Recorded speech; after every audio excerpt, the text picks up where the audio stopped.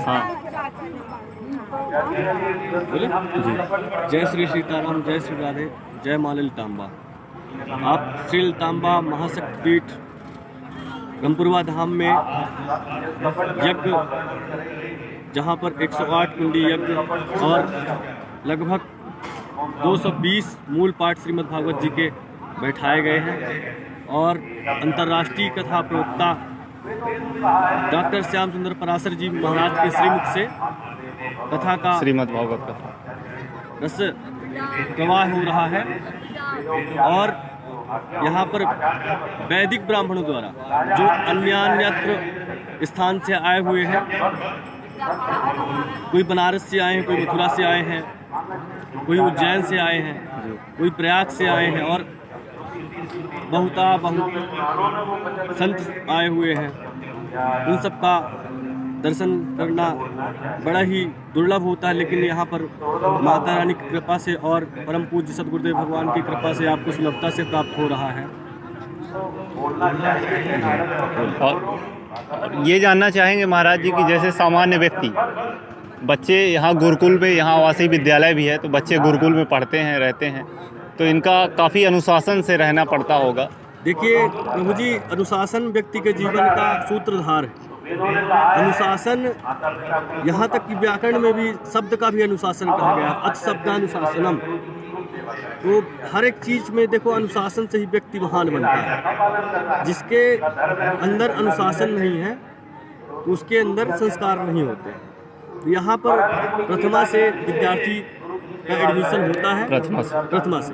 और ये निःशुल्क है पूरी तरह से? बिल्कुल निःशुल्क है। इसमें रहना, खाना और यहाँ तक कि वस्त्र इत्यादि जो भी है वो महाराज जी सब पूरा करते हैं। और बड़े ही अच्छे ढंग से डॉक्टर लक्ष्मीकांत गौतम जी प्राचार्य हैं यहाँ के। अच्छा। जो अद्वितीय विद्वानों में से, अच्छा, जिनके मुख से सरलतम जैसे गंगा प्रवाहित होती उसी तरह उनके मुख से व्याकरण शास्त्र निकलता है। और उनके उस गंगा में व्याकरण रूपी गंगा में डुबकी लगाकर आज पता नहीं कितने श्रीमद् भागवत कथा के व्यास यहाँ से निकल चुके हैं, कितने ही धर्मगुरु हुए हैं, कितने ही शिक्षक हुए हैं और कितने ही हमारे यज्ञ अनुष्ठान इत्यादि कराने वाले महान विद्वान पंडित हुए हैं। ये ललितांबा शक्तिपीठ लगभग 26 वर्ष होने जा रहा है। 25 वर्ष इसके पूरे हुए हैं, जिसके उपलक्ष्य में रजत जयंती समारोह मनाया जाता है। हर वर्ष तो मनाया ही जाता है, लेकिन 2012 में बहुत ही मतलब कहना चाहेंगे कि उससे न भूतो न भविष्यति, मतलब उससे बड़ा कुछ नहीं हो सकता। इतना विराट यज्ञ हुआ था कि मतलब यहाँ कई किलोमीटर में यज्ञशाला, जो आप ये यज्ञशाला का दर्शन कर रहे हैं, ये यज्ञशाला कई किलोमीटर में मतलब बना हुआ था 2012 में। 2012 के बाद प्रतिवर्ष यहाँ जो है यज्ञ इत्यादि तो चलते ही रहते थे, लेकिन इस बार जो है माता जी के पदार्पण का जो है 25वां वर्ष पूरा हुआ, जिसके उपलक्ष्य में आप ये सब चीजें जो मैंने पूर्व में आपको बताया कि 220 मूल पाठ श्रीमद् भागवत जी के बैठाए गए हैं और 108 कुंडी यज्ञ है, लक्ष्मी यज्ञ 108 श्री महालक्ष्मी यज्ञ। और उधर जो आप देखेंगे साइड में वहाँ पर जो है पार्थिवेश्वर महादेव, प्रतिदिन जो है दैनिक पार्थिवेश्वर महादेव का पूजन होता है और सभी ब्राह्मणों का जो है सम्मान होता है, दैनिक भंडारा चलता है, ये सब चीज़ें। और इसी से इस दिशा में जो जाएंगे तो 3 किलोमीटर दूर, लगभग यहाँ से लगभग 3 किलोमीटर दूर में बहुत ही बड़ा गौशाला बनाया है, जिसमें गौ माता की अत्यंत सेवा की जाती है। कितने गौवंश हैं वहाँ पर?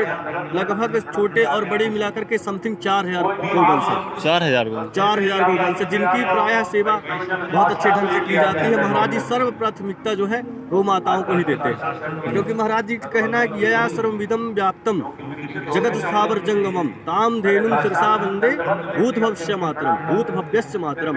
गौ माता जो है साक्षात जगत की अधिष्ठात्रा है। आजकल जिस देखा जाता है कि कोई भी एक गाय रखने को तैयार नहीं होता है, वहीं पर महाराज जी ने जब गायों को पीड़ित देखा, गौ और ब्राह्मण का बड़ा निरादर होता जा रहा है, तो जब महाराज जी ने देखा कि हमारे संस्कृत का उत्थान नहीं हो रहा, तो उन्होंने संस्कृत विद्यालय का शुभारंभ किया और गौये यहाँ वहाँ भटक रही हैं, तो गौ माताओं के लिए बहुत ही भव्य और बहुत ही बड़ा जो है कम से कम 40 एकड़ में बनाया गया है गौशाला। अच्छा। और वहाँ पर बहुत ही अच्छे तरीके से गौ माताओं की जैसी महाराज जी से सेवा बन पाती हो वैसे सेवा की जाती है। बहुत ही अच्छे ढंग से गौ माताओं का ध्यान रखा जाता है और गौ माता का पूजन होता है। उसी गौ माता के रूप से प्रतिदिन माता जी का जो है भोग लगता है। ये विद्यार्थी रहते हैं, विद्यार्थियों की सेवा होती है और बड़े ही ढंग से यहाँ पर बहुत सुचारू रूप से सब चीज़ें चल रही हैं। और आज के इस आधुनिक युग में हमारी संस्कृति, हमारी संस्कृत भाषा को लेके भी मैं पूछना चाहूँगा कि हमारे विद्यालयों में संस्कृत भाषा को लेके महत्व विद्यार्थियों में कम देखने को मिल रहा है, तो इसके उत्थान के लिए हमारा संस्कृत सनातन परिवार ऐसे कार्यों को कर रहा है, इस पे आप कुछ क्या कहना चाहेंगे? देखिए भाई साहब, क्या है कि संस्कृत जो विषय है, पहले संस्कृत भाषा जो है देव भाषा है। हाँ। संस्कृत भाषा कोई ऐसी वैसी भाषा नहीं, देववाणी उसको कहते हैं। संस्कृत भाषा में भगवान और जितने भी देवी देवताएं होते थे तो वो सब हैं, वो सब जो हैं और होते थे जो भी हैं वो सब संस्कृत भाषा को जानने वाले हैं। तो जितने भी मंत्र होते हैं सब संस्कृत से होते हैं।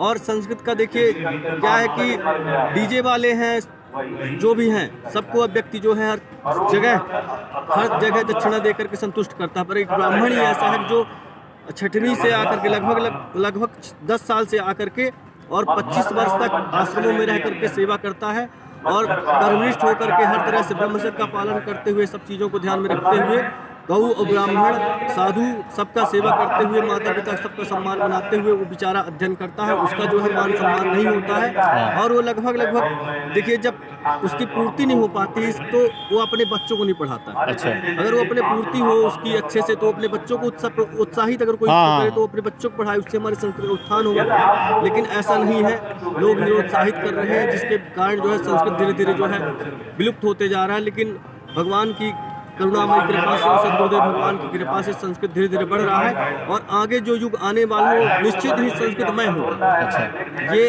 अनुमान लगाया जा रहा है कि निश्चित आने वाला जो समय है निश्चित संस्कृत की गंगा बहेगी और गेहे गेहे जने जने संस्कृत वार्ता जो है सभी लोगों में, सभी घर में हर एक विद्यार्थी एक लड़का जरूर जो है संस्कृत पढ़ने वाला होगा और संस्कृत को जानने वाले होगा। जब व्यक्ति जो है भारतवासी जो है कल्पना करते हैं कि जो हमारा भारत है हिंदू राष्ट्र हो जाए, सनातन धर्म। हाँ, सनातन धर्म हिंदू राष्ट्र तभी हो सकता है जब जो है वो संस्कृत को अपनाए, सनातन को अपने पहचाने, संस्कृत को समझे, तभी देखिए भाई साहब वो हिंदू राष्ट्र हो सकता है। नहीं तो उसकी केवल कल्पना ही की जा सकती है, वो वास्तविकता में कभी नहीं बदला जा सकता। जब तक उसको हम जड़ से, जो उसकी मेन जड़ है, तो हम जब तक जड़ नहीं पकड़ेंगे, हम अपने सनातन धर्म को नहीं अपनाएंगे, अपनी संस्कृति को नहीं अपनाएंगे, तब तक जो है हम हिंदू राष्ट्र केवल कल्पना करते ही रह जाएंगे, वो हमको देखने को नहीं मिल सकता। लेकिन अगर हम जड़ को, उसकी जो मुख्य है उसको हम पकड़ लेंगे तो निश्चित ही बहुत जल्दी वो समय आएगा कि हम जो है ये पूरा जो भारतवर्ष है हिंदू राष्ट्र के रूप में परिवर्तित हो जाएगा। बहुत बहुत धन्यवाद आपका, आप हमसे जुड़े और इस संस्कृति और सनातन के विषय में बात की। बहुत बहुत धन्यवाद आपका। धन्यवाद।